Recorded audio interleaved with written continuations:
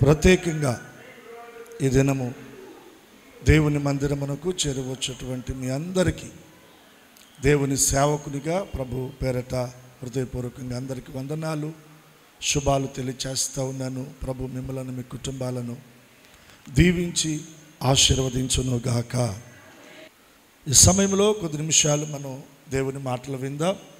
గడిచిన ఆదివారం మనం ఒక అంశం మీద దేవుని వాక్యాన్ని ధ్యానం చేశాం. దానియేలును ఉద్దేశించి దేవుడు తన దూత ద్వారా మాట్లాడుతున్న మాట ఏంటంటే, దానియేలు నీవు బహు ప్రియుడవు. దానియేలు దేవుని దృష్టిలో బహుప్రియుడుగా ఉన్నాడు. ముమ్మారు దానియేలును గురించి ఆ మాట దానియేలు గ్రంథంలో పలకబడిందండి. దేవుని దృష్టిలో దానియేలు బహుప్రియుడుగా ఎలా అవ్వగలిగాడు అనే విషయాలు మనం ధ్యానం చేశాం. ఆ అనుభవాలలో ప్రభు పరిశుద్ధాత్మ దేవుడు మనల్ని కూడా నడిపించి దేవునికి ప్రియులుగా దేవుడు మనలను మలచునుగాక. మనం దేవునికి ప్రియులంగా ఉంటే మనకు కావలసినవన్నీ కూడా ఆయన మనకు సమృద్ధిగా ఇస్తాడు. తన ప్రియులు నిద్రించుచుండగా ఆయన వారికి ఇచ్చుచున్నాడు అని దేవుని వాక్యం చెప్తా ఉంది. మన జీవితంలో మన గోల్, మన గురి, మన గమ్యం ఏమై ఉండాలంటే, నేను దేవునికి ప్రియుడుగా, దేవునికి ఇష్టడుగా నేను ఉండాలి, దేవుని దృష్టిలో నేను ఉండాలి, దేవుని చిత్తములో నేను ఉండాలి. ఇటువంటి ఆలోచన కలిగి మనం దేవుని సేవించగలిగితే దేవుడు మనలను దేశం యొక్క ఉన్నతమైన స్థలాల్లో ఆయన మనలను నిలవబెడతాడు. ఆయన అన్యాయస్తుడు కాదు, ఆయన పక్షపాతి అయిన దేవుడు కూడా కాదు. తన పిల్లలను ఘనపరిచే దేవుడు, హెచ్చించే దేవుడు, గొప్ప చేసే దేవుడు. మనం నెమ్మదిగా సుఖంగా బ్రతకడానికి మనకు కావలసిన వాటన్నిటిని కూడా ధారాళంగా ఆయన మనకు అనుగ్రహించే దేవుడు. ఈ పరిచర్య విషయంలో నేను ఆలోచన చేస్తూ ఉంటుంటే, మనం ఏది కావాలని ప్రార్థన చేస్తున్నా దేవుడు దానిని మనకు ఆయన అనుగ్రహిస్తున్నాడు. ఆశ్చర్యం. ఈ పరిచర్య ప్రారంభ దినాలలో ఒక చిన్న మైక్ కొనడానికి 2,000 రూపాయలకి ఒక 200 అటు ఇటుగా నేను పేతురు గారు గుంటూరు వెళ్ళాం. ఒక చిన్న యాంప్లిఫైరు, ఒకే ఒక మైకు, ఒక బాక. నాకు బాగా గుర్తండి. మేము అనుకున్న దానికంటే అక్కడ కొద్దిగా డబ్బులు ఎక్కువ చెప్పారు. మొత్తానికి ఎలాగో వాళ్ళను అడిగితే కొద్దిగా తగ్గించారు. అప్పటికి చూస్తే నా దగ్గర ఉన్న డబ్బులు ఆఖరి రూపాయితో కూడా ఆయనకి కట్టేసాం. తిరిగి మళ్ళీ నందివెలుగు రావడానికి డబ్బులు లేవండి. అప్పుడు నా దగ్గర ఉన్నది కొద్దిగా, దానికి 2 పైగా ఆ మైక్ కొనడానికి పేతురు గారు వాళ్ళు ముందుకు వచ్చారు. కొన్నాం. ఇప్పుడు మరి రిటర్న్ అయ్యి రావాలి, డబ్బులు లేవు. ఇంకా ఎలా? ఆశ్చర్యం ఏంటంటే, మన నందివెలుగు గ్రామంలో కళ్యాణ్ బజార్ తన్నీరు ఎలీషా గారు, అప్పుడు ఆయనకి జీబ్ ఉంది. ఆయన ఏదో వస్తువు కొనడానికి మేము డబ్బులు కట్టేసాం. వెనక్కి తిరిగే సమయానికి ఆయన జీబ్ వేసుకొని ఆ షాపులోకి వచ్చాడు. ఏదో చిన్న వస్తువు కొన్నాడు. పాస్టర్ గారు అని పలకరించి వందనాలు చెప్పాడు. ఏంటంటే, ఇలా మైక్ తీసుకోవడానికి వచ్చాం. ఆయన కూడా ఆ వస్తువు తీసుకున్నాడు. వస్తున్నారా పాస్టర్ గారు, నందివెలుగు వెళ్తున్నానంటే నా హృదయం ఎంత సంతోషించిందంటే అంత సంతోషించింది. చూడండి, నిజంగా దేవుని కార్యాల ఆశ్చర్యం. ఆయన మనల్ని సిగ్గుపరిచే దేవుడు కాదు. ఒక 2,000తో మైక్ సామాన్లు కొనడం ప్రారంభించాం మనం. ఈ రోజున దాని కొరకు కొన్ని లక్షల రూపాయలు వెచ్చిస్తూ ఉన్నాం. దేవుని మహిమ కొరకు చెప్తున్నానండి. దాదాపుగా అన్ని లోన్లే పెడతా ఉన్నాను. వాటన్నిటిని ఎక్కడ బ్రేక్ అవ్వకుండా కట్టడానికి ప్రభు నాకు కృప అనుగ్రహిస్తూ ఉన్నారు. హల్లెలూయా. 26 సంవత్సరాలలో ఈ సేవా పరిచర్లో వ్యక్తిగతంగా నా కొరకు నేను ఏది బాకీ చేయలేదండి. దేవుడిస్తే తిన్నాను, దేవుడిస్తే వస్త్రాలు కడతా ఉన్నాం. మాకు వ్యక్తిగతంగా కావలసినటువంటి ఏ వనరులైనా దాని కొరకు ప్రత్యేకంగా ప్రార్థించి దాని కొరకు లోన్ పెట్టి లేకపోతే దాని కొరకు ఎదురు చూచి తీసుకున్నది ఏదీ లేదండి. కానీ మాకు ఏది తక్కువ కాకుండా దేవుడు అన్నీ కూడా అయినా ఇస్తూ ఉన్నాడు. పరిచర్యలో ఏది తక్కువ కాకూడదన్న ఆలోచన, ఆ మనస్సును బట్టి దేవుడు వ్యక్తిగతంగా మా అక్కర్లను తీరుస్తున్నాడు. ఈ రోజున పరిచర్యలో మనం ఏది కావాలని దేవుని దగ్గర మనం అడిగి ప్రార్థన చేసినా దానిని దేవుడు మనకి అనుగ్రహిస్తూ ఉన్నాడు. ఈ సంవత్సరం మన గోల్ ఏంటంటే నేను పెట్టుకున్నాను, మీకు చెప్తున్నాను, రానున్నటువంటి దినాల్లో చక్కటి వాయిద్యాలతోటి మన మందిరంలో మనం ప్రభువును ఆరాధించాలి. దానికి కావలసిన వాటన్నిటిని దేవుడు మనకు సమకూర్చాలి. దానికి కావలసినటువంటి తలంతులను దేవుడు మన పిల్లలకు ఇవ్వాలి. అలా ఒక ఆత్మ సంబంధమైనటువంటి ఆరాధన ఉజ్జీవం, మన సహవాసం, మన పరిచర్య మన మందిరంలో నుండి మన ప్రాంతంలో దేవుడు రగిలించాలి. దాని కొరకు మనం దేవుని సన్నిధిలో ప్రార్థన చేద్దాం. ప్రభు మనకు సహాయం చేస్తారు. ఇంకా తీసుకోవాల్సినవి ఉన్నాయి, వాటి కొరకు కూడా మీరు ఈ ప్రార్థనలో జ్ఞాపకం చేసుకొని మీరు ప్రార్థన చేయాలని ప్రభు పేరట నేను మీకు మనవి చేస్తూ ఉన్నాను. చాలా సంతోషం. ఈ సమయంలో దేవుని వాక్యాన్ని మనం ధ్యానం చేద్దాం. చూడండి, అపోస్తుల కార్యములు 26వ అధ్యాయం. అపోస్తుల కార్యములు 26వ అధ్యాయం.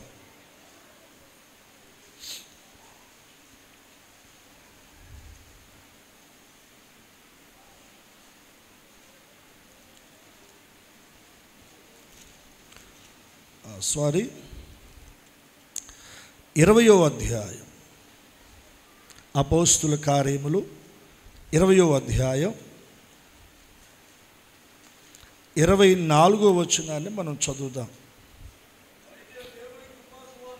అందరూ బైబిల్ తెరిచి చూడండి. అపోస్తుల కార్యములు 20వ అధ్యాయం 24వ వచనం. అయితే దేవుని కృపా సువార్తను గూర్చి సాక్ష్యమిచ్చుట యందు నా పరుగును నేను ప్రభువైన యేసు వలన పొందిన పరిచర్యను తుదముట్టింపవలెనని నా ప్రాణమును నాకెంత మాత్రమును ప్రియమైనదిగా ఎంచుకొనుట లేదు. ఈ మాటలు ఎవరు పలుకుతున్నారంటే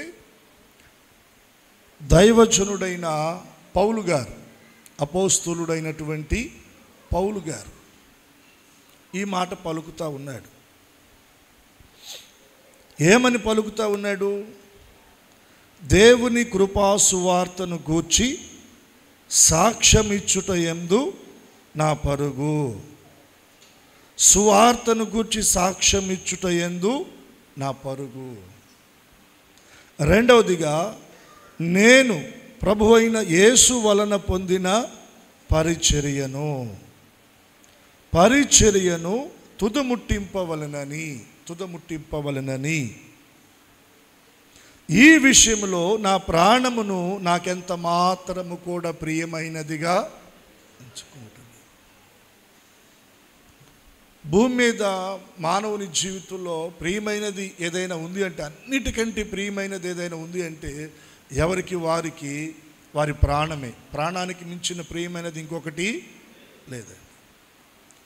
తన ప్రాణం మీదకి వస్తే భర్తనైనా భార్యనైనా పక్కన పెడతారు, పిల్లలనైనా పక్కన పెడతారు, వెండి బంగారాలైనా వదిలేస్తారు, ఆస్తిపాస్తులైనా వదిలేస్తారు.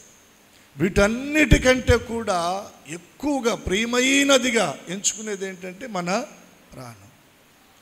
పౌలు గారు ఏమంటున్నాడంటే, నా ప్రాణము నాకెంత మాత్రము ప్రియమైనదిగా నేను ఎంచుకొనుట లేదు. ఏ విషయంలో? ఏ విషయంలో తన ప్రాణము తనకు ప్రియమైనదిగా దైవజనుడు ఎంచుకోవడం లేదు. ఒకటి సాక్ష్యం ఇచ్చే విషయంలో, రెండు పరిచర్య చేసే విషయంలో. దేవుని కొరకు, దేవుని రాజ్య సువార్త కొరకు, ఆయన శిలువ మరణమును పునరుద్ధానాలను గూర్చి సాక్ష్యం ఇచ్చే విషయంలో తన ప్రాణము తనకెంత మాత్రము కూడా ప్రియమైనదిగా ఎంచుకోలేదంట. ప్రభు అయిన యేసుక్రీస్తు వారి వలన తను పొందిన పరిచర్య ఏదైతే ఉందో ఆ పరిచర్య విషయంలో, దాన్ని తొదముట్టించే విషయంలో తన ప్రాణము తనకు ఎంత మాత్రము కూడా ప్రియమైనదిగా ఎంచుకోలేదంట. ఈ రోజున ఒక ప్రశ్న, మన జీవితంలో మనకు ప్రియమైనది ఏది? దేనిని మనం ప్రియమైనదిగా ఎంచుతున్నాం? ప్రియమైనదిగా దేన్ని మనం కోరుకుంటున్నాం? దేనిని మనం కోరుకుంటున్నాం? వెండి బంగారాల, ధనధాన్యాల, ఆస్తిపాస్తుల, బంధు బలగమ, అధికారమా, పేరు, ఘనతల, వేటిని ప్రియమైనదిగా మనం ఎంచుకుంటున్నాం? దేవుని కొరకు అవసరమైతే వాటిని కొద్దిగా మనం పక్కన పెట్టవలసి వస్తే పక్కన పెట్టాలి. ఆలోచించడానికి మనం సమయాన్ని హెచ్చించడం అనవసరం. దేవునికి ఒకసారి చేతులెత్తి స్తోత్రం చెల్లిద్దాం. ఒకటే మనకు ప్రియమైనదిగా ఉండాలి. ఏంటంటే దేవుని గురించి మనము సాక్ష్యం ఇవ్వటము, దేవుని పరిచర్యను మనము తుదముట్టించటం. కార్య ఆరంభము కంటే కూడా కార్య అంతము చాలా ముఖ్యమండి. ప్రారంభించడానికి అందరూ ప్రారంభిస్తారు, దాన్ని తుదముట్టించేది మాత్రం అందరూ కూడా తుదముట్టించలేరు. కొందరే ప్రారంభించబడిన మన పరుగు, ప్రారంభించబడినటువంటి మన భక్తి జీవితం, ప్రారంభించబడిన మన పరిచర్య, ప్రారంభించబడిన దేవుని కొరకైన మన సాక్ష్యం, ప్రారంభించబడిన మన ప్రార్థన అనుభవాలు, ప్రారంభించబడిన మన యథార్థత జీవితం, దానిని మనం తొదముట్టించాలి. మధ్యలో ఎక్కడ కూడా మనం ఆగకూడదు. ఆగటానికి వీలు లేనే లేదు. ఆ వచన భాగానికి ముందున్నటువంటి వచన భాగం 23వ వచన భాగాన్ని మీరు గమనించండి. పౌలు గారు ఏమంటున్నాడంటే, బంధకములను శ్రమలను నా కొరకు కాచుకొని ఉన్నవని పరిశుద్ధాత్మ ప్రతి పట్టణములోనూ నాకు సాక్ష్యమిచ్చుచున్నాడని తెలియను. దేవుని కొరకు సాక్ష్యం ఇచ్చే విషయంలో పౌలు గారి యొక్క పరుగులో, ప్రభు అయిన యేసుక్రీస్తు వలన తను పొందినటువంటి పరిచర్యను తొదముట్టించే ఆ పరుగులో పరిస్థితులన్నీ కూడా పౌలు గారికి అనుకూలంగా లేవు. మార్గాలన్నీ కూడా సరళము చేయబడి లేవు, ద్వారాలు తెరవబడి లేవు. వెళ్ళిన చోట ఘన స్వాగతము పౌలు గారికి ఎదురవ్వలేదు. పరిశుద్ధాత్మ దేవుడు ముందుగానే పౌలు గారికి తెలియచేస్తూ ఉన్నాడు, ప్రతి పట్టణంలో తెలియచేస్తూ ఉన్నాడంట. ఏమని? నీ కొరకు బంధకాలు, నీ కొరకు శ్రమలు ఎలా ఉన్నాయంట? కాచుకొని ఉన్నాయి, ఎదురు చూస్తూ ఉన్నాయి. పౌలు అనేటువంటి మనుషుడు ఇదిగో సాక్ష్యం ఇవ్వడానికి, దేవుని కొరకు పని చేయడానికి, పరిచర్య చేయడానికి, ప్రార్థించడానికి, దేవుని పక్షంగా ఇదిగో పని జరిగించడానికి ఈ మార్గాన్ని వస్తున్నాడని, ఆ మార్గాన్ని వెళుతుండగా తన కొరకు బంధకాలు, తన కొరకు శ్రమలు కాచుకొని ఉన్నాయంట. ఇప్పుడు బంధకాలు, శ్రమలు ఉన్నాయంటే మనం ఆ మార్గాన్ని వెళతామా? అపాయం, ప్రమాదం ఉంది అంటే ఆ మార్గాన్ని మనం ప్రయాణం చేస్తామా? ప్రయాణాలను మనం క్యాన్సిల్ చేసేసుకుంటాం. అవునా కదా? పౌలు గారి జీవితంలో బంధకాలు, శ్రమలు కాచుకొని ఉన్నా ఎక్కడా దేవుని కొరకు తన పరుగు పౌలు గారు ఆపలేదు. దేవుని కొరకు పరిగెత్తటము పౌలు గారు ఆపలేదు. తన పరుగు మధ్యలో ఆగలేదు. దేవుని కొరకు తను ప్రారంభించిన పరిచర్య మధ్యలో ఎక్కడ ఆపలేదు. ఈరోజున ఒక ప్రశ్న మన ముందు, దేవుని కొరకు ప్రారంభించిన మన పరుగు, మన పరిచర్య, మన ప్రార్థన జీవితం, మన భక్తి జీవితం ఆగిందా, కొనసాగించబడుతుందా? ఆగిపోయామా, కొనసాగించబడుతున్నామా? పౌలు గారి ఉద్దేశం ఒకటే, ఏ విధము చేతనైనను అంటాడు, ఎలాగైనను దేవుడు నాకు అప్పగించినటువంటి పరిచర్య నేను తుదముట్టించాలి, గమ్యాన్ని చేరాలి. దేవుడు నాకు అప్పగించిన పని విషయంలో నేను దాన్ని కంప్లీట్ చేయాలి, మధ్యలో ఎక్కడ నేను ఆగకూడదు. ఈ విషయంలో తన ప్రాణము తనకెంత మాత్రము కూడా ప్రియమైనదిగా ఎంచుకోలేదంటండి. ఇంతగా దేవుని కొరకు పౌలు గారు ప్రయాణం చేశాడు. బంధకాల మధ్యన, శ్రమల మధ్యన, అవమానాల మధ్యన, నిందల మధ్యన, కష్టాల మధ్యన పౌలు గారు తన పరుగును ఎక్కడ ఆపలేదండి, ఎక్కడ కూడా ఆపలేదు. పౌలు గారు కొన్ని విషయాలు చెప్పారు కదా కొరింథీ పత్రికలో, ఆ విషయాలు మనం చూద్దాము. బంధకాలు, శ్రమలు అంటే మామూలు బంధకాలు, మామూలు శ్రమలు కాదండి. మొదటి కొరింథీయులకు రాసిన పత్రిక 9వ అధ్యాయం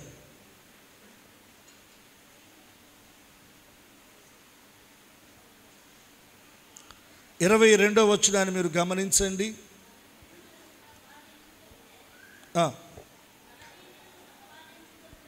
జాగ్రత్త గమనించండి ఈ మాట. బలహీనులను సంపాదించుకొనుటకు బలహీనుడనైతిని. ఈ మాట మీరు నోట్ చేసుకోండి. ఏ విధము చేతనైనను కొందరిని రక్షింపవలెనని అందరికీ అన్ని విధములుగా, అందరికి అన్ని విధాల వంటి వాడనయ్యాను అంటాడు. అంటే పౌలు గారి ఉద్దేశం ఏంటి, ఆయన ఆలోచన ఏంటి?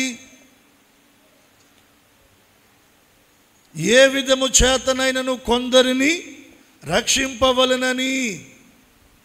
అంటే తన పరుగులో, తన పరిచర్యలో తనిచ్చే సాక్ష్యము ద్వారా ఏ విధము చేతనైనను కొందరినైనా రక్షించాలి.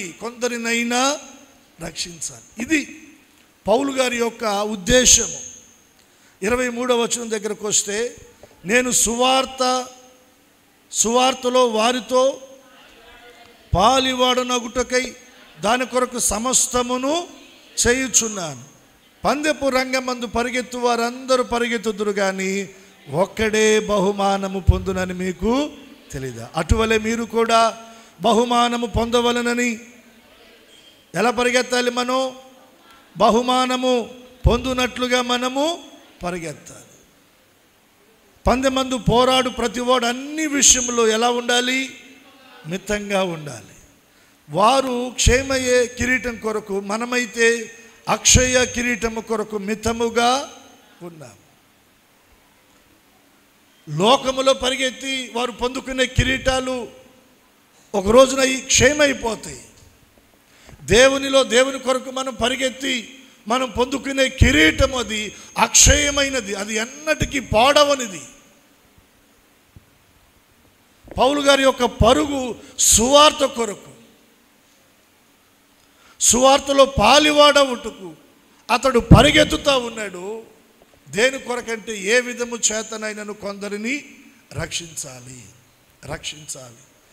నా ద్వారా కొన్ని ఆత్మలు దేవుని వైపు తిరగాలి, దేవుని పాదాల చెంతకు నడిపించబడాలి, వారు మారు మనస్సు పొందాలి, బాప్తిజము పొందాలి, రక్షించబడాలి, దేవుని రాజ్యానికి వారు వారసులు అవ్వాలి, నరకము నుండి వారు తప్పించబడాలి, ఉగ్రత నుండి తప్పించబడాలి, నాశనము నుండి తప్పించబడాలి.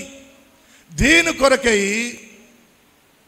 పౌలు గారి యొక్క ఆ ప్రయాస, ఆ పరుగు దీనిలో ఆయన ఎదుర్కొన్న పరిస్థితులు నేను మీకు జ్ఞాపకం చేస్తాను. 2వ కొరింథీ పత్రిక చూడండి, 11వ అధ్యాయము. ఇందాకేమన్నాడు? అందరికీ అన్ని విధాలుగా నేను వారికి దగ్గరయ్యాను అన్నాడు. ఇక్కడ ఏమంటాడంటే 22వ వచనంలో, వారు హెబ్రీలా నేను కూడా హెబ్రీయుడనే, వారు ఇశ్రాయేలీలా నేనును ఇశ్రాయేలుడినే, వారు అబ్రహాము సంతానమా నేను కూడా అట్టివాడినే, వారు క్రీస్తు పరిచారకుల వెరివాని వలె మాట్లాడుచున్నారు, నేను కూడా మరి ఎక్కువగా క్రీస్తు పరిచారకుడినే. అందరికీ అన్ని విధాల వారికి అందుబాటులోనికి వెళ్ళిపోయాడండి. వారు ఒకవేళ బలహీనులుగా ఉంటే పౌలు గారు కూడా బలహీనుడుగా మారిపోయాడు. వారు బలవంతులుగా ఉంటే పౌలు గారు కూడా బలవంతులుగా వారి దగ్గరికి వెళ్ళి వారికి దేవుని సువార్తను ప్రకటించాడు. అన్ని విధాల వారికి దగ్గరయ్యాడు. అదే ఇక్కడ మాట్లాడుతున్నాడు. ఏమంటున్నాడు? 23వ వచనంలో మనం గమనిస్తే, మరి విశేషముగా ప్రయాసపడి తిని, మరి అనేక పర్యాయములు చెరసాలలో ఉంటిని, అపరిమితముగా దెబ్బలు తింటిని, అనేక మార్లు ప్రాణాపాయములో యూదుల చేత 5 మార్లు 1 తక్కువ 40 దెబ్బలు తింటిని, 3 మారు బెత్తములతో కొట్టబడి తిని, ఒకసారి రాళ్లతో కొట్టబడి తిని, 3 మారు ఓడ పగిలి శ్రమపడి తిని, ఒక రాత్రి పగలు సముద్రములో గడిపి తిని, అనేక పర్యాయములు ప్రయాణములోను నదుల వలనైన ఆపదలు, దొంగల వలనైన ఆపదలు, స్వజనుల వలన ఆపదలు, అన్యజనుల వలన ఆపదలు, పట్టణములో ఆపదలు, అరణ్యములో ఆపదలు, సముద్రములో కపట సహోదరుల వలన ఆపదల్లోనూ ఉంటిని. ప్రయాసముతోనూ కష్టములతోనూ తరచుగా జాగరములతోనూ ఆకలి దప్పులతోనూ తరచుగా ఉపవాసములతోనూ చలితోనూ దిగంబరత్వంతోనూ ఉంటుని. ఇంకనూ చెప్పవలసినవి అనేకములున్నవి. బంధకాలు, శ్రమలు అని ఇందాక అక్కడ మనం చదువుకున్నాం కదా. కాచుకొని ఉన్నాయంట పౌలు గారి కోసం.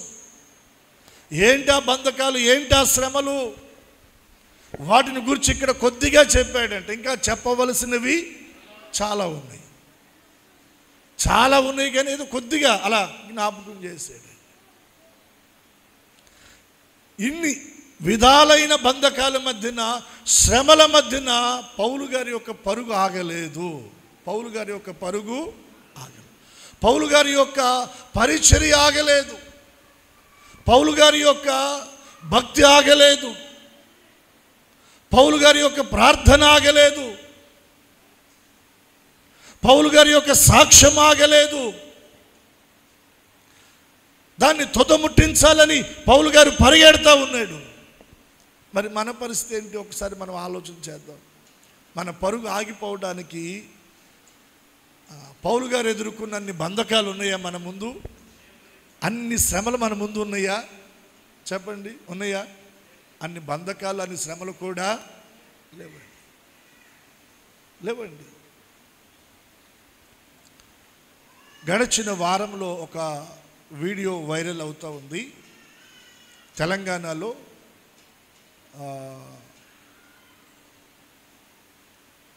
గోదావరి కని డిస్టిక్లో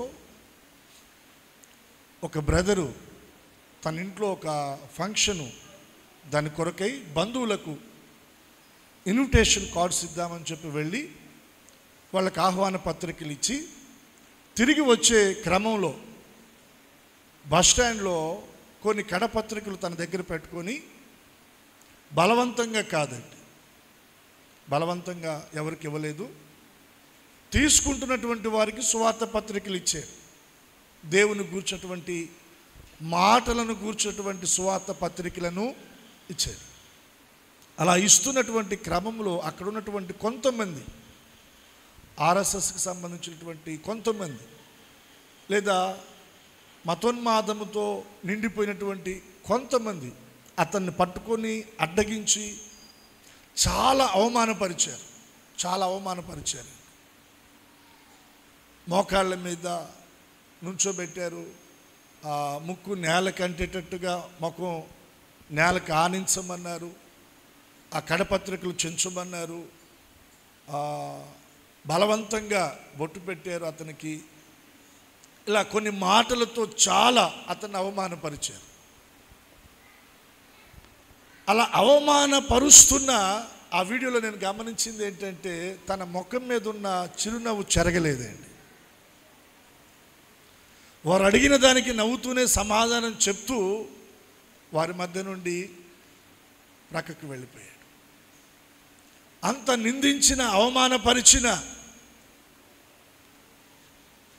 దేవుని పని విషయంలో దేవుని కొరకు అతడు సిగ్గుపడలేదు. పరిస్థితులు మారిపోతూ ఉన్నాయి. ఇంతకుముందు ఎక్కడో ఏదో జరిగిందన్నటువంటి సమాచారాలు మనం విన్నాం. ఇప్పుడు ఆ పరిస్థితులు మనకు దగ్గరగా వచ్చేస్తూ ఉన్నాయి. బంధకాలు, శ్రమలు కాచుకొని ఉన్నాయి.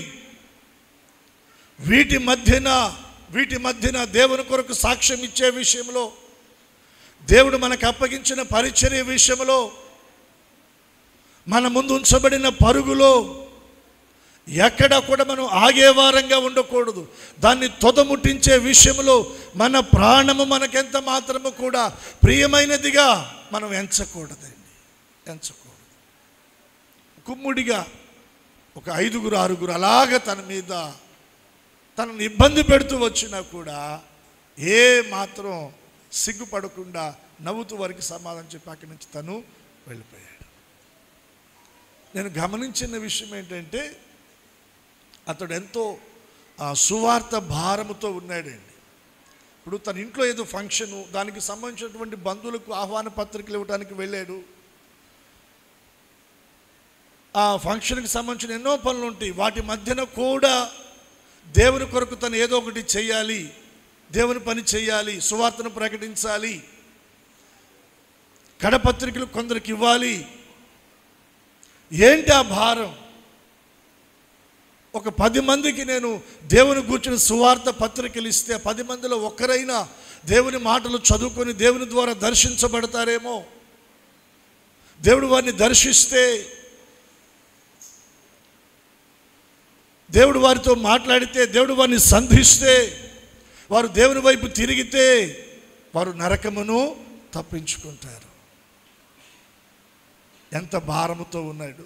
యవనస్తుడేనండి. దేవుని కొరకు ఎంత భారముతో పని చేయాలన్నా ఆ హృదయాన్ని కలిగి ఉన్నాడు. ఈ రోజున మన వైపు మనం తిరిగి ఆలోచన చేస్తే మన భారం, దేవుడు మనకు అప్పగించిన బాధ్యతలు, దేవుడు మనకు అప్పగించిన పరిచర్య, దేవుడు మనకు అప్పగించినటువంటి పనిలో మన ఆత్మీయ జీవితం, మన పరుగు ఎలా కొనసాగించబడుతూ ఉంది. ప్రభు పునరుద్ధానుడైన తర్వాత ఆయన చెప్పిన మాట ఏంటి? సర్వలోకమునకు వెళ్ళి సర్వ సృష్టికి సువార్తను ప్రకటించండి. ఆయన కొరకు మనం సాక్షులంగా నిలబడాలి. ఆయన గురించి సాక్ష్యం ఇవ్వాలి. సాక్ష్యం ఇచ్చే విషయంలో మనం ఎదుర్కొనే నిందలు, అవమానాలు, శ్రమలు, బంధకాల మధ్యన సిగ్గుపడకుండా దేవుని కొరకు ధైర్యంగా మనం నిలబడాలి. దేవుని కొరకు మనం ధైర్యంగా నిలబడాలి.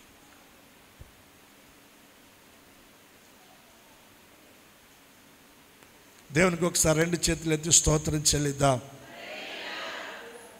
మనం చదువుకున్నాం కదా, కొరింథీ పత్రిక 2వ కొరింథీ పత్రిక 11వ అధ్యాయంలో ఎన్ని బంధకాలు, ఎన్ని శ్రమలు పౌలు గారి జీవితంలో. ఇవన్నీ చెప్పి ఏమంటున్నాడు? ఇంకను చెప్పవలసినవి చాలా ఉన్నాయి. అవన్నీ చెప్తే ఈ పుస్తకం సరిపోదు. కొన్నే చెప్తున్నాను. సరే, ఇవన్నీ అలా పెట్టి చివరిలో ఏమంటాడో తెలుసా? ఇవియుగాక సంఘములన్నిటిని గూర్చిన చింతయు కలదు, ఈ భారము దినదినము నాకు కలుగుచున్నది. ఈ భారము నాకు దినదినము కలుగుచున్నది. ఏ భారం అయింది చెప్పండి? సంఘ భారం. ఏ భారం? అదేనా అక్కడ ఉంది 28వ వచనం. ఇవియుగాక సంఘములన్నిటిని గూర్చిన చింతయు కలదు, ఈ భారము దినదినము. మరి మనకే భారం ఉంది? సామెతల గ్రంథంలో మనం చూస్తాం, పనుల భారం ఉంది. ఏ భారం? ఆదివారం ఏమ్మా రెగ్యులర్గా వచ్చేదానివి, ఏ నాయన రెగ్యులర్గా వచ్చేవాడివి, ఈ వారం రాలేదు ఏంటని అడిగామనుకోండి, కొందరి దగ్గర నుంచి వచ్చే సమాధానం ఏం సమాధానం? పనులండి, పనులు భారం, పనులు అవ్వలేదు, ఆ పని ఈ పని, ఏదో పని గురించి చెప్తారు. పనుల భారం మన మీద ఉంది. పని చేసుకోవద్దని ప్రభు ఎక్కడ చెప్పలేదండి. మన పనులు చేసుకోవాలి. 6 దినాలు కష్టపడమని ఇశ్రాయేలు ప్రజలకు దేవుడు చెప్పాడు. 7వ దినాన విశ్రాంతి దినము, ఆ దినము మనం ప్రభువును సేవించాలి. దేవుని వాక్యం మనల్ని హెచ్చరిస్తుంది, మీరు సోమరులుగా ఉండకూడదు, మీరు కష్టపడి పని చేయాలి. తెస్సలోనిక సంఘానికి పౌలు గారి పత్రిక రాస్తూ అంటాడు, పని చేయకపోతే ఆ రోజు మీరు భోజనం చేయొద్దు అన్నాడు. సోమరులుగా మీరు ఉండకూడదు, మీరు కష్టపడాలి, పని చేయాలి. అదే సమయంలో మనం దేవునికి ఇచ్చే సమయాన్ని దేవునికి మనం ఖచ్చితంగా ఇవ్వాలి. దేవుని సన్నిధిలో కనబడే సమయం దేవుని సన్నిధిలో మనం కనబడాలి. పౌలు గారు అంటున్నాడు, సంఘములన్నిటిని కూర్చున్న చింత కలదు, ఈ భారము నాకు దినదినము కూడా కలుగుచున్నది. పౌలు గారి గుండెల్లో ఉన్న భారము పనుల భారము కాదు, సంఘ భారము. ఏ భారం అది? సంఘ భారం. కొన్ని చోట్ల పౌలు గారు పరిచర్యలో అక్కడ ఉన్నటువంటి అక్కర్ల అవసరతలను బట్టి ఆయన డేరాలు కుట్టాడంటండి. డేరాలు కుట్టి పని చేశాడంట. అలా డేరాలు కుట్టి పని చేసి వచ్చినటువంటి ఆ ధనమును దేవుని పని కొరకు అక్కడ పౌలు గారు వాడాడు.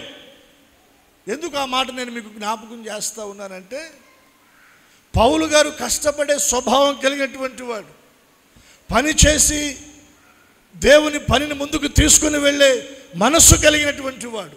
సోమరి కాదండి, సోమరి కాదు. సో పని చేయగలిగినటువంటి ఆ భారము ఆయనలో ఉంది. అదే సమయంలో సంఘమును కూర్చిన భారము కూడా ఆయన హృదయంలో ఉంది. మన కుటుంబం కొరకు మనం పనులు చేసుకోవాలి, ఆ పనుల భారాన్ని మనం కలిగి ఉండాలి, కాదనడం లేదు. అదే సమయంలో సంఘాన్ని కూర్చున్న భారము కూడా మన హృదయంలో ఉండాలి. సంఘము అనగా దేవుడు తన స్వరక్తం ఇచ్చి సంపాదించిన ప్రజలే సంఘము. దేవుడు తన స్వరక్తం ఇచ్చి సంపాదించి కొనినటువంటి ప్రజలే సంఘం. అనగా దేవుని పిల్లల ఎడల, దేవుని ప్రజల ఎడల, దేవుని పని ఎడల మన హృదయాల్లో ఒక భారం ఉండాలి. మన హృదయాల్లో ఒక భారం ఉండాలి. సంఘ క్షేమాభివృద్ధి కొరకు నేనేం చేయాలి, సంఘము ఆత్మీయంగా బలపరచబడడానికి నేనేమి చేయాలి, నా వంతు నేనేమి చేయాలి, నా వైపు నుండి నేనేమి చేయాలి, నా కుటుంబం వైపు నుండి నేనేమి చేయాలి అన్న భారం మన గుండెల్లో ఉండాలి. అటువంటి బాధ్యత మనం కలిగి ఉండాలి.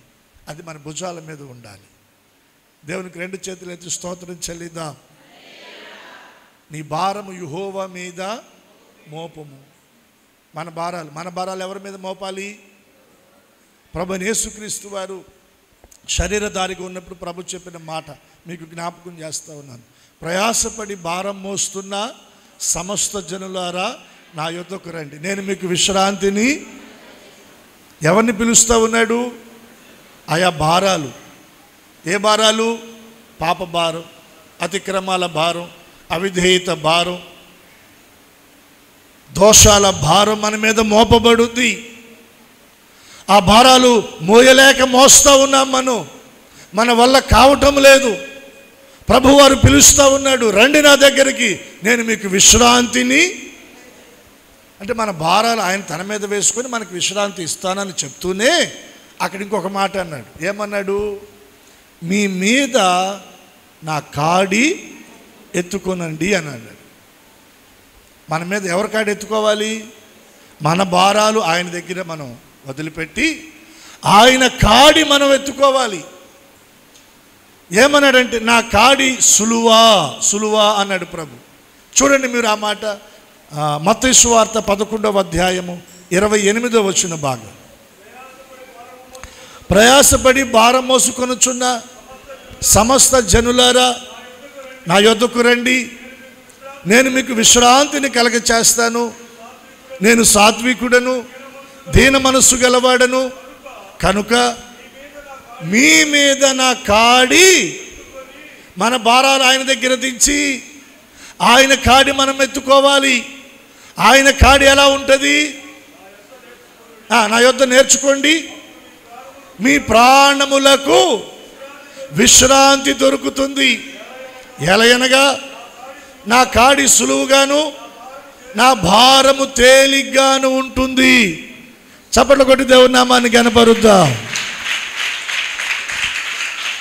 దేవుని కాడి సులువైనది, దాన్ని మనం ఎత్తుకోవాలి. ఆ భారము తేలిగ్గానే ఉంటుంది. ఎందుకంటే దాన్ని మోపిన వాడు ఎవరు చెప్పండి? యేసయ్య. నీవెంత మోయగలవో అంతే ఆయన నీ భుజాల మీద పెడతాడు. నువ్వు మోయలేనంత నీ భుజాల మీద ఆయన పెట్టడు, నువ్వు మోయగలిగినంతే నీ భుజాల మీద పెడతాడు. దేవుని కాడి అనే ఆ భారము, సంఘ భారము, సువార్త భారము, పరిచర్య భారము ఖచ్చితంగా మన మీద మనము ఎత్తుకోవాలి. అది పౌలు గారు ఆ భారాన్ని భరిస్తున్నాడు, ఆ భారాన్ని మోస్తున్నాడు, ఆ భారాన్ని కలిగి ఉన్నాడు. దేవునికి ఒకసారి 2 చేతులు ఎత్తి స్తోత్రం చెల్లిద్దాం.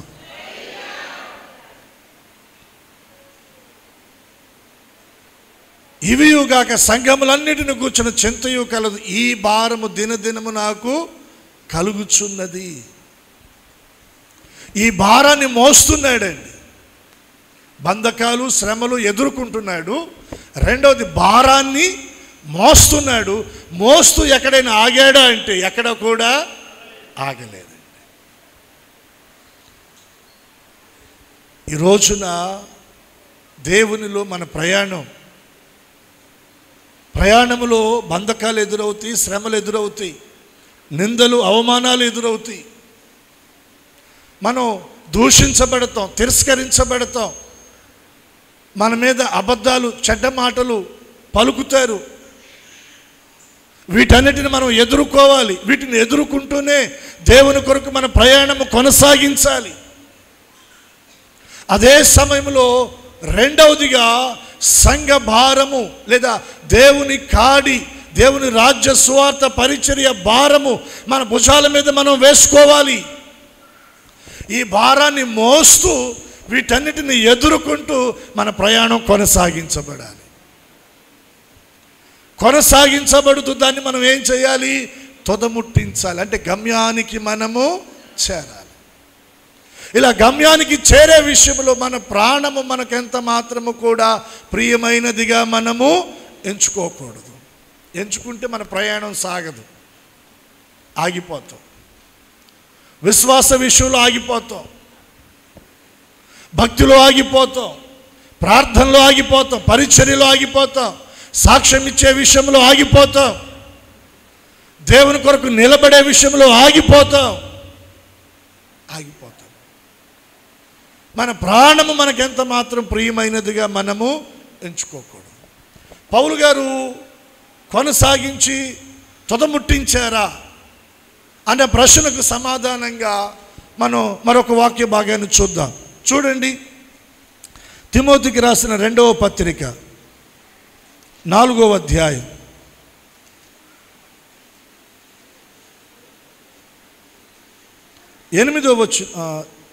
6వ వచనాన్ని చదువుదాం. అందరూ తీయండి బైబిల్. 2వ తిమోతి పత్రిక 4వ అధ్యాయము 6వ వచనం. నేను ఇప్పుడే ప్రాణార్పణముగా పోయబడుచున్నాను, నేను వెడలిపోవు కాలము సమీపమై ఉన్నది. అంటే తను చనిపోవడానికి దగ్గరగా ఉన్నాను అనే విషయాన్ని ఇలా చెప్తా ఉన్నాడు. ఒకే విషయాన్ని మనం కటువుగా చెప్పచ్చు, అదే విషయాన్ని మృదువుగా కూడా చెప్పచ్చు. అంటే ఎదుటి వారు ఒకేసారి బంబెలెత్తిపోకుండా భయపడిపోకున్నట్లుగా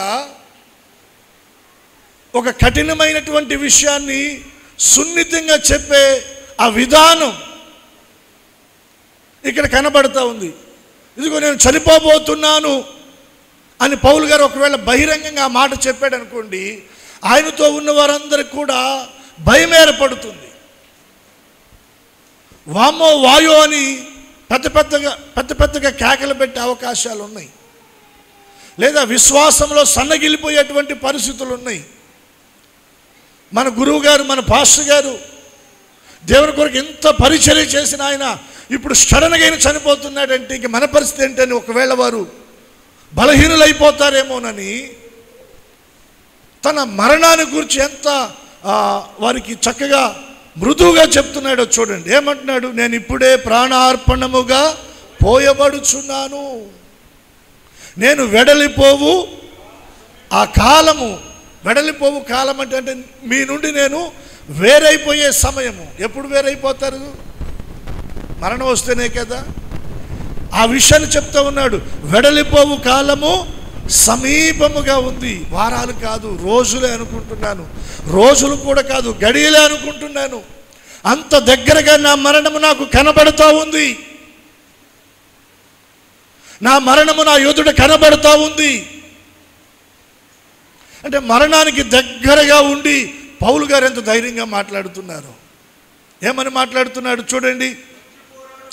మంచి పోరాటమును నేను పోరాడాను, నా పరుగు కడముట్టించాను, విశ్వాసము కాపాడుకున్నాను. ఈ మూడు చూడండి. మొదటిది ఏంటి? మంచి పోరాటమును. రెండోది పరుగును. ఇందాక అక్కడ మనం అపోస్తుల కార్యం 20వ అధ్యాయంలో మనం ఏం చదివాం? పరిచర్యను తుదముట్టించే విషయంలో నా ప్రాణము నాకెంత మాత్రము ప్రియమైనదిగా. తన పరుగు విషయంలో, పరిచర్యను తుదముట్టించే విషయంలో పౌలు గారు తన ప్రాణము తనకెంత మాత్రము ప్రియమైనదిగా ఎంచుకోలేదు. ఇక్కడ ఏమంటున్నాడు? నా పరుగు కడముట్టించానంటే నేను గమ్యానికి చేరాను.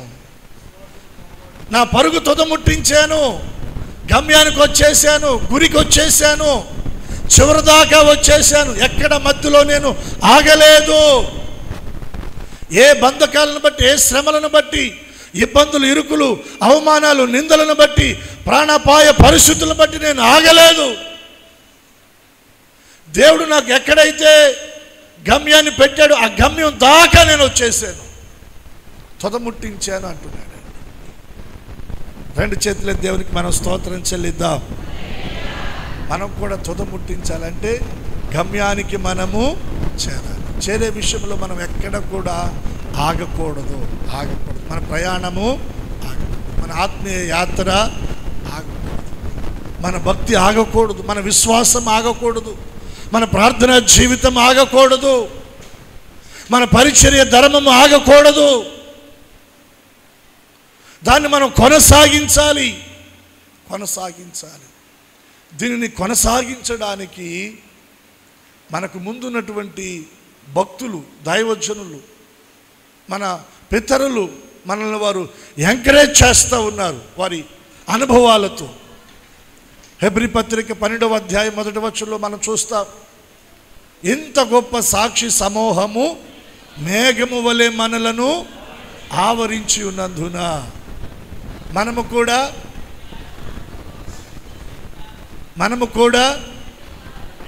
అందరు చెప్పాలి, మనము కూడా ప్రతి భారమును ఏం చేయాలి? సులువుగా చిక్కులు పెట్టు పాపమును విడిచిపెట్టాలి.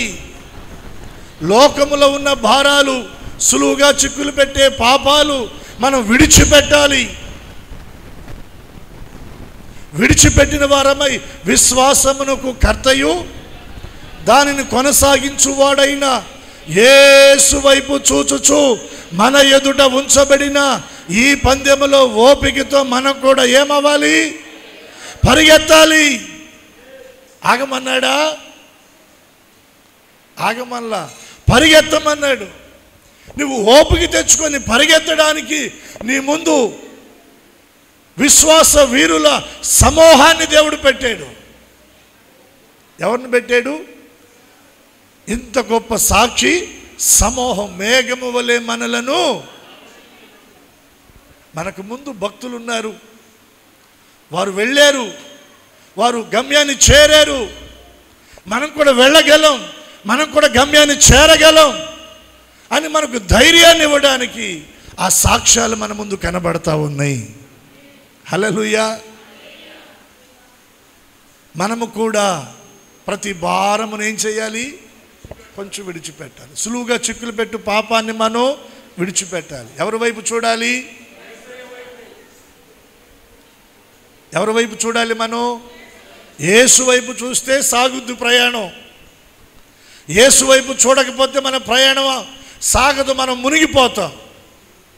యేసు ప్రభు వారు శరీరధారిగా ఉన్నప్పుడు ఒక రాత్రి జామున సముద్రం మీద ప్రభువారు నడుచుకుంటూ వస్తూ ఉన్నారు.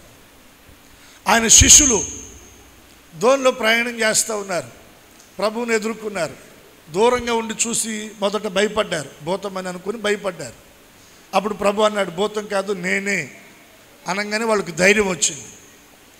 అప్పుడు ప్రభు సముద్రం మీద నడుస్తున్నాడు. సముద్రం దేనికి సాదృశ్యం? ఈ లోకానికి సాదృశ్యం. సముద్రం మీద నడుస్తున్న ప్రభువును చూసి పేతురు అన్నాడు, అయ్యా నీవే అయితే నేను కూడా సముద్రం మీద నడుస్తాను. నీవే అయితే నేను కూడా సముద్రం మీద నడుస్తాను. ప్రభు ఏమన్నాడు చెప్పాలి. ప్రభు ఏమన్నాడు? నేనే రా అన్నాడు.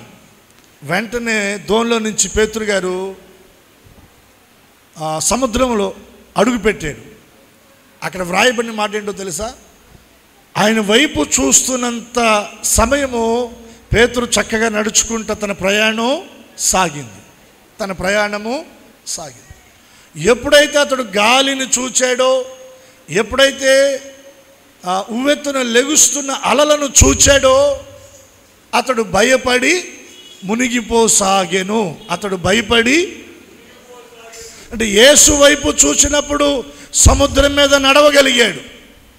ఎప్పుడైతే గాలిని అలలను చూచాడో పేతురు గారు మునిగిపోసాగాడు.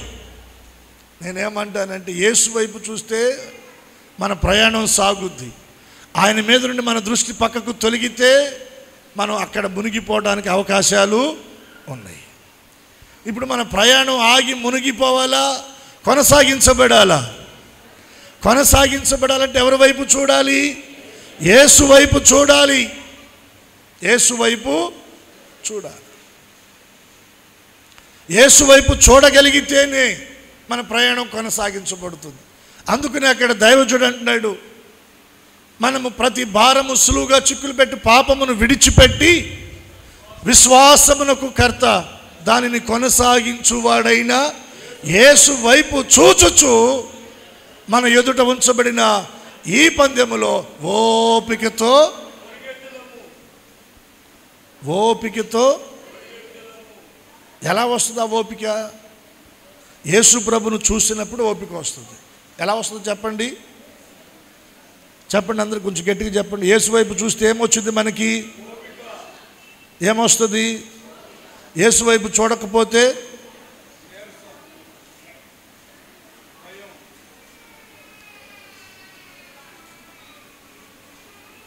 అనవసరమైన రోషాలు వస్తాయి, పౌరుషాలు వస్తాయి. మన జీవితాలను మనమే, మన కుటుంబాలను మనమే పతన స్థితికి నడిపించుకునేటువంటి పరిస్థితులు వచ్చేస్తాయండి. చూడండి, హెబ్రీ పత్రిక 12వ అధ్యాయంలో నేను మీకు జ్ఞాపకం చేస్తున్నాను. ఓపికతో పరిగెత్తండి అని అన్నాడు. ఆ మాటని ఆయన తన ఎదుట ఉంచబడిన ఆనందము కొరకై అవమానమును నిర్లక్ష్య పెట్టాడంట. నోట్ చేయండి ఈ మాట. ఆనందము కావాలి అంటే దేనిని నిర్లక్ష్య పెట్టాలి? మనం అవమానాన్ని నిర్లక్ష్య పెట్టాలి. ఎవరో ఏదో అన్నారని రోషానికి రోళ్ళు కట్టకూడదు. స్తోత్రం చెప్పండి. ఇందాక నేను మీకు జ్ఞాపకం చేశాను కదా, ఆ సహోదరుడు బస్ స్టాండ్లో దేవుని కూర్చున్నటువంటి సువార్త పత్రికలు ఇస్తూ ఉంటుంటే తను ఎదుర్కొన్న మత ముష్కరులు తను నిందిస్తూ ఉంటుంటే, అవమానపరుస్తూ ఉంటుంటే, మోకాళ్ళ మీద కూర్చోబెడతా ఉంటుంటే, ముక్కును నేలకి రాయమని చెప్తా ఉంటుంటే ఆ అవమానాన్ని లైట్గా తీసుకున్నాడు. అదే మామూలుగా అయితే మనం తీసుకుంటామా? ఎవరైనా ఏదైనా ఒక మాట మనల్ని అంటే ఊరుకుంటామా? ఏమంటాం? నా తప్పు లేకపోతే నేను ఎందుకు పడతానండి? నేను మాట పడను. దాని కొరకు రోషంగా ఎంత గొడవకైనా వెళతాం. అయితే ఆ యవనస్తుడు తన కొరకు ఉంచబడిన ఆనందము, తన కొరకు ఉంచబడిన మహిమ, తన కొరకు దేవుని దగ్గర ఉంచబడిన ఘనతను చూశాడు. కాబట్టి తన ముందున్న అవమానాన్ని ఏం చేశాడు? నిర్లక్ష్య పెట్టాడు. దేవుడు నీ కొరకు ఉన్నతమైన ఆనందాన్ని, సంతోషాన్ని దేవుడు దాచిపెట్టాడు. దాన్ని నువ్వు చూడగలిగితే ఇప్పుడు ప్రస్తుతం నువ్వు ఎదుర్కొంటున్న అవమానాలను నువ్వు లైట్గా తీసుకుంటావు. కుటుంబంలో కానివ్వండి, బంధువుల మధ్య కానివ్వండి, తోబుట్టువుల మధ్య కానివ్వండి, మనం ఎదుర్కొన్న చిన్న చిన్న అవమానాలు విషయంలో రోషానికి రోలు కట్టినట్టుగా, పౌరుషానికి ఏదో మనం ఇది చేద్దాం అది చేద్దామని వెళ్ళి మన భక్తి జీవితాన్ని పనంగా పెట్టద్దు. కొద్దిగా తగ్గించుకుంటూ పోయేది ఏమీ లేదు. యేసు ప్రభువును చూస్తే మనకు ఓర్పు వస్తుంది. ఆయన తన ఎదుట ఉంచబడిన ఆనందము కొరకై అవమానమును ఏం చేశాడు? నిర్లక్ష్య పెట్టాడు. చూడండి ఇంకా ఏమంటున్నాడో. దేన్ని సహించాడు? సిలువ అంటే ఏంటి? శ్రమలు కదా. సిలువ అంటే ఏంటి? అవమానం కదా. సిలువ అంటే ఏంటి? నింద కదా. సిలువ అంటే ఏంటి? తృణీకరించబడటం కదా. దాని అంతటిని కూడా ఆయన సహించాడు.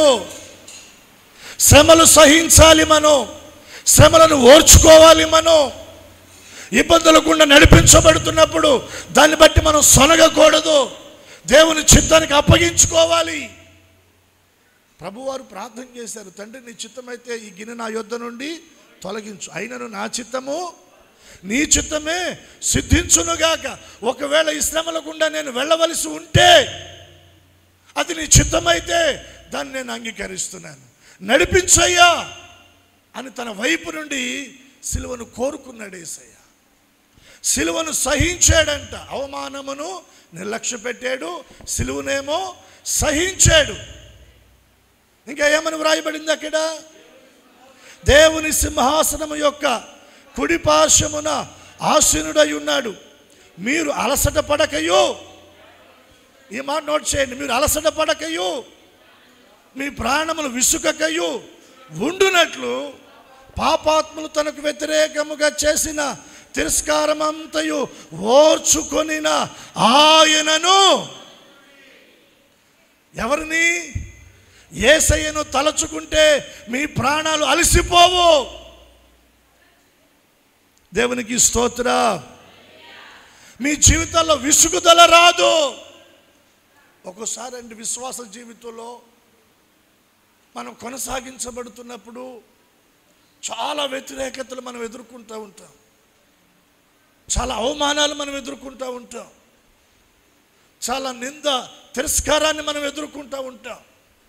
వాటి మధ్యన కూడా నమ్మకంగానే ఉంటాం, ప్రతిదినం ప్రార్థన చేస్తూనే ఉంటాం, పరిచర్యలో కొనసాగించబడుతూనే ఉంటాం. ఒక్కోసారి మన భక్తి మనకు ప్రశ్నార్థకంగా కనబడుతూ ఉంటుంది. నేను చేస్తున్న భక్తి, నా ప్రార్థనలు, పరిచర్య ఇదంతా ఏమైపోతుంది? నేను ఇంత నమ్మకంగా దేవుని సన్నిధిలో కొనసాగించబడుతున్నప్పటికీ కూడా ఈ వ్యతిరేకత ఏంటి? ఈ ప్రతికూలత ఏంటి? ఈ నింద ఏంటి? ఈ తిరస్కారం ఏంటి?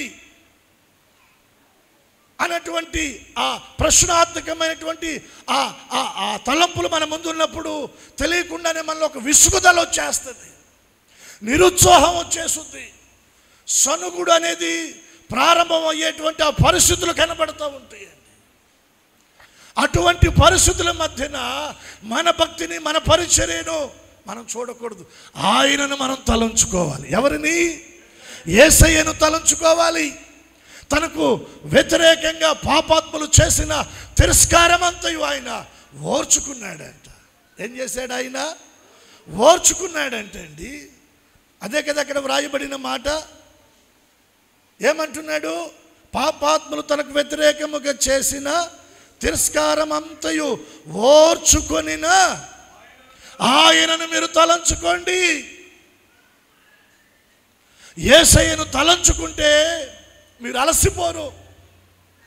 యేసయ్యను మీరు తలంచుకుంటే మీ ఆత్మీయ జీవితంలో, మీ అంతరంగంలో విసుగుదల రాదు. ఓర్పు వస్తుంది, సహనం వస్తుంది, నిరీక్షణ వస్తుంది, ఇంకా విశ్వాసము బలపరచబడుతుంది, ఇంకా దేవుని కొరకు బలంగా మీరు నిలబడగలరు. చూడగా అక్కడ ఏమన్నాడో తెలుసండి? ఆయన తలంచుకునుడి, మీరు పాపముతో పోరాడుటలో రక్తము కారునంతగా ఇంకా దానిని మీరు ఏదో అనుకుంటున్నా మనం, నేను దేవుని కొరకు ఏదో చేసేస్తున్నాను. లేదు, ఇంకా ఉంది. దీనికి మించి భక్తి చేసిన వాళ్ళు ఉన్నారు. దానికి మనం రీచ్ అవ్వలా.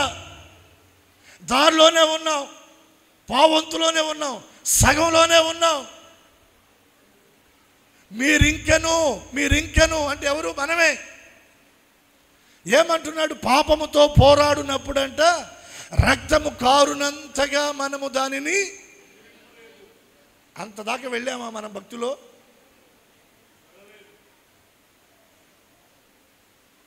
రాళ్లతో కొట్టబడి దేహమంతా కూడా గాయాల పాలై దేవుని కొరకు సాక్షులుగా నిలబడి బ్రతికిన వారు ఉన్నారండి. మారు మాట మాట్లాడకుండా. అక్కడి దాకా మనం వెళ్ళామా? అక్కడి దాకా వెళ్ళలేదండి.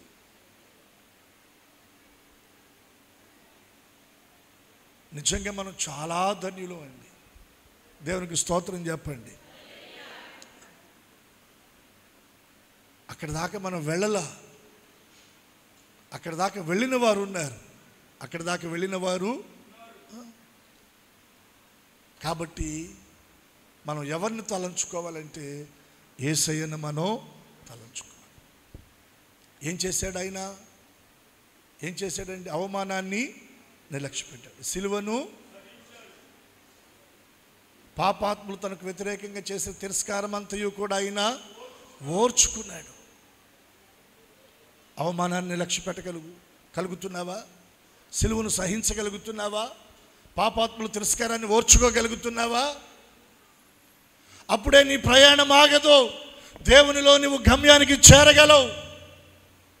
అందుకనే దైవజనుడు హెచ్చరిస్తున్నాడు, విశ్వాసమునకు కర్తయు దానిని యేసు వైపు చూడు. యేసు వైపు చూడు. ఆయన తలంచుకో, ఆయన జ్ఞాపకం చేసుకో. ఆయన సిలువను చూడు. సిలువలో ఆయన పొందిన శ్రమలను చూడు, అవమానాన్ని చూడు, తిరస్కారాన్ని చూడు. వాటి ఎదుట, వాటి ముందు మన భక్తి జీవితంలో మనం ఎదుర్కొంటున్న బంధకాలు, శ్రమలు, ఇబ్బందులు, ఇరుకులు, కష్టాలు, అవమానాలు, నిందలు ఇవి ఎన్న తగినవి కావండి. ఇవి చాలా స్వల్పమైనవి, చాలా స్వల్పమైనవి. మన కాలంలోనే ప్రభు కొరకు చనిపోయిన వారు లేరా? కొద్ది దినాల క్రిందటే కదా పగడాల ప్రవీణ్ గారు దేవుని కొరకు ఆయన చనిపోయాడండి. నిజంగా దేవుని కొరకు ఎంత పోరాడాడండి. నిన్న హైదరాబాద్లో ఒక ఆయన అంటున్నారండి, ఆయన గురించి క్రైస్తవ సమాజానికి తెలిసింది ఆయన బ్రతుకున్నప్పుడు ఒక 10% తెలుసు. ఆయన చనిపోయిన తర్వాత క్రైస్తవ సమాజానికి ఆయన ఎంత చేశాడో అదంతా బయటకు వస్తూ ఉందండి. ఆయన బిజినెస్ లక్షల్లో కాదండి, కోట్లలో ఉందంట. కోట్లలో బిజినెస్. అంత బిజినెస్ కలిగినటువంటి ఆయన ఒక సాధారణమైనటువంటి వ్యక్తిగా దేవుని కొరకు పనిచేయడానికి ఒక కామన్ మ్యాన్గా దేవుని కొరకు పరిగెత్తాడు. ఆయన కామన్ మ్యాన్గా పరిగెత్తాడండి. ఇన్కమ్ ట్యాక్స్ కొన్ని లక్షల్లో కట్టేవాడంట ఆయన. లక్షల్లో, వేలలో కాదండి, లక్షల్లో కట్టేవాడంట. లక్షల్లో కట్టేవాడంటండి. ఇంచుమించుగా 12-13 సంవత్సరాల క్రిందటే ప్రతిరోజు దేవుని కొరకు పరిగెత్తేవాడంట. ఒక పాస్టర్ గారు అన్నారు, అయ్యా మా చర్చిలోకి ఆదివారం ఒక ఆరాధనకు వచ్చారయ్యా వాక్యం చెప్పడానికి. ఆరాధన అయిపోయిన తర్వాత మాటల మధ్యన, ఇదిగో పలానా గ్రామంలో సాయంత్రం చిన్న కూడుకుందయ్యా, అక్కడ ఒక 10 మంది యవనస్తులు ఉన్నారయ్యా అంటే, ఆ 10 మంది యవనస్తుల కొరకు నేను వస్తాను వాక్యం చెప్పడానికి అని పరిగెత్తాడండి. దేవుని కొరకు పరిగెత్తిన వ్యక్తి ఆయన. మన భారతదేశంలో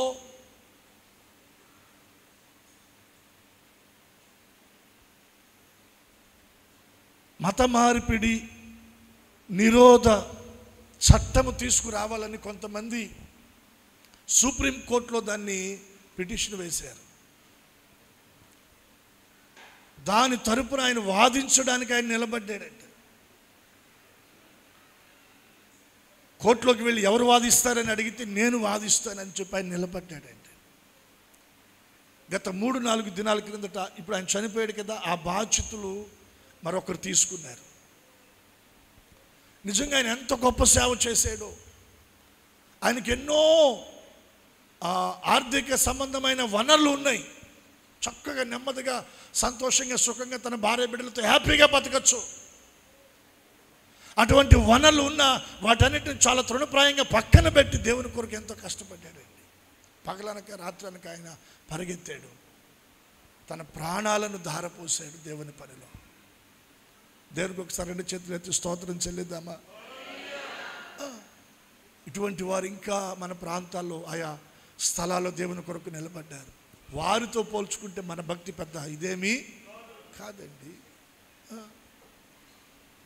ఏం కాదు. మనం అనుకుంటాం ఇంకా ఏదో నేను దేవునిలో నేను వెళ్ళిపోతున్నాను, అయినా నా జీవితంలో ఏంటి ఇది? ఒక ప్రశ్నాత్మకంగా నీ ముందున్నటువంటి అవమానాలు నేను క్వశ్చన్ చేస్తూ ఉంటుంటే దానికి నువ్వు ఏ సమాధానం చెప్పాలంటే, ఇంకా నేను పరిగెత్తాల్సింది, ఇంకా వ్యతిరేకత నేను ఎదుర్కోవాల్సి ఉంది, అవమానాన్ని ఎదుర్కోవాల్సి ఉంది, తిరస్కారాన్ని ఎదుర్కోవాల్సి ఉంది, ఇంకా కంప్లీట్ అవ్వలేదు. ఎందుకంటే వీటన్నిటికి మించి నా ప్రభు భరించాడు, ఓర్చుకున్నాడు, సహించాడు. ఆయన వైపు నేను చూస్తున్నాను, నా ప్రాణము అలసిపోదు, నా అంతరంగంలో విసుగుదల రాదు. దేవుని కొరకు నేను బ్రతుకుతాను. పౌలు గారు తొదముట్టించాడు తన పరుగు, పౌలు గారు తొదముట్టించాడు తన పరిచర్య, తొదముట్టించి అన్నాడు, ఇక మీదట నా కొరకు నీతి కిరీటము ఏముంచబడిందంట? ఏముంచబడింది? ఆగిపోయిన వాళ్ళ కోసమా, సాగిపోయిన వాళ్ళ కోసమా? ఇంకోసారి చెప్పండి, ఆగిపోయిన వాళ్ళ కోసమా, సాగిపోయిన వాళ్ళ కోసమా? కుంటుపడిన వాళ్ళ కోసమా, తొదముట్టించిన వాళ్ళ కోసమా? కుంటిపడిన వాళ్ళ కోసమా, తొదముట్టించిన వాళ్ళ కోసమా? ఏ వరుసలో ఉండాలి ఇప్పుడు? మనం తొదముట్టించాలి, గమ్యాన్ని మనం. పౌలు గారికి దేవుడు నీతి కిరీటాన్ని దాచిపెట్టాడు. పౌలు గారు అంటాడు, నాకు మాత్రమే కాదు, నీతి గల న్యాయాధిపతి అయిన దేవుడు నా వలె తన ప్రత్యక్షతను ఆపేక్షించు ప్రతి ఒక్కరికి అది అనుగ్రహిస్తాడు. యేసయ్య నీతి కిరీటం పట్టుకొని ఉన్నాడు. ఎవరు గమ్యానికి చేరతారో వారి తలల మీద యేసయ్య నీతి కిరీటాన్ని పెడతాడు. హల్లెలూయా. ఆ నీతి కిరీటము దేవుని మందులో చేరిన మనం అందరము పొందుదము గాక. దేవుడు మనకు అప్పగించిన భక్తిలో, పరిచర్యలో, పరుగులో, సాక్ష్యములో, ప్రార్థన అనుభవాలలో మనము మన పరిచర్యను తొదముట్టించుదము గాక. ప్రార్థన చేసుకుందాం. తలలు వంచండి, కండ్లు మూయండి.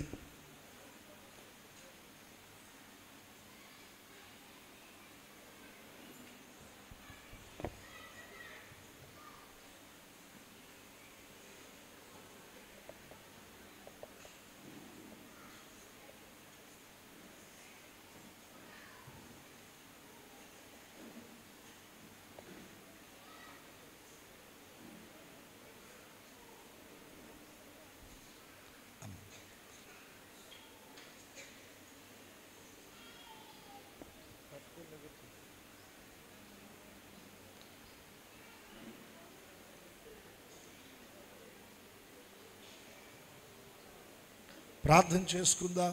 చేతులు ఆకాశం తట్టెత్తుదాం. ఒకవేళ ఆగిపోయిన స్థితి ఎక్కడన్నా మన జీవితంలో ఉందా? పరిశీలన చేసుకుందాం. ఒకవేళ ఎక్కడైనా మనం ఆగిపోయామా? ప్రయాణంలో ఉన్నామా? తుదముట్టించే విషయంలో మన ప్రాణం మనకెంత మాత్రం ప్రియమైనదిగా మనం ఎంచుకోకూడదు. మన ముందు గొప్ప గొప్ప దేవుని సేవకులు ఉన్నారు, దేవుని పిల్లలు ఉన్నారు. వారు దేవుని కొరకు పరిగెత్తారు, పరిచర్య చేశారు, సాక్ష్యం ఇచ్చారు, దేవుని కొరకు బ్రతికారు. అపోస్తులు మన ముందు ఉన్నారు, ప్రవక్తలు మన ముందు ఉన్నారు, మిషనరీలు మన ముందు ఉన్నారు, దేవుని సేవకులు మన ముందు ఉన్నారు. ఇంత గొప్ప సాక్షి సమూహం మేఘము వలె మనల్ని ఆవరించింది. మనము కూడా ప్రతి భారాన్ని సులువుగా చెక్కులు పెట్టి ప్రతి పాపాన్ని విడిచిపెడదాం. విశ్వాసమునకు కర్త దాన్ని కొనసాగించువాడైన యేసు వైపు మనము చూద్దాం. అవమానాన్ని ఆయన నిర్లక్ష్య పెట్టాడు, సిలువను ఆయన సహించాడు, పాపాత్ముల తిరస్కారాన్ని ఓర్చుకున్నాడు. ఆయన నువ్వు జ్ఞాపకం చేసుకుంటే నీ ప్రాణము అలసిపోదు, అంతరంగంలో నీకు విసుగుదల రాదు, ఓర్పు వస్తుంది, సహనం వస్తుంది, విశ్వాసములో బలపరచబడతావు, పురికొల్పబడతావు, దేవుని కొరకు నువ్వు రేపబడతావు, దేవుని ఆత్మతో నింపబడతావు. దేవుని కొరకు నువ్వు నీ ప్రాణం ఎంత మాత్రము కూడా ప్రియమైనదిగా ఎంచుకోవు.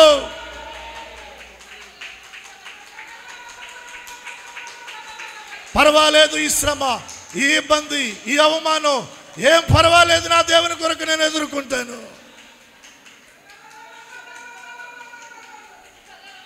వీటి మధ్యన దేవుని కొరకు నేను నిలబడతాను, సహిస్తాను, ఓర్చుకుంటాను.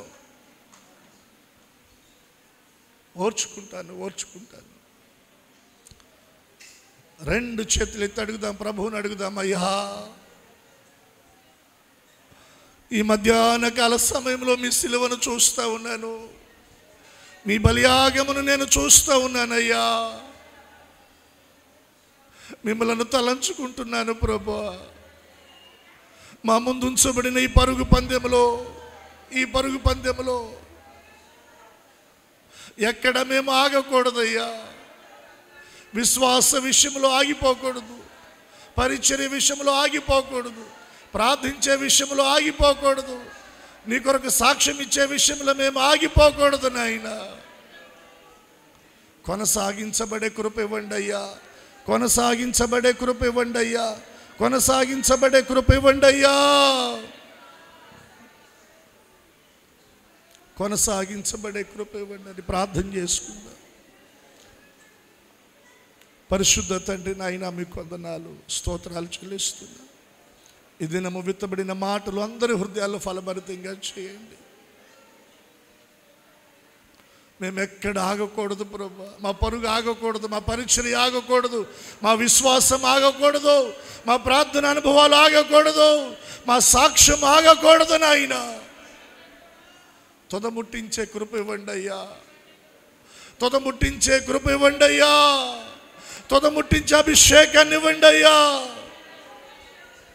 ఒక్కొక్కరి పైన అభిషేకాన్ని ఇవ్వండి, ఒక్కొక్కరి పైన కృప ఉంచండి నాయన. దీవించి బలపరచండి, సహాయం చేయండి. నీతి కిరీటానికి వారసులుగా సిద్ధపరిచి మహిమ పొందండి. దీవించమని యేసు ఘననామమును ప్రార్థించి అడిగి వేడుకొనుచున్నాము తండ్రి. ఆమేన్.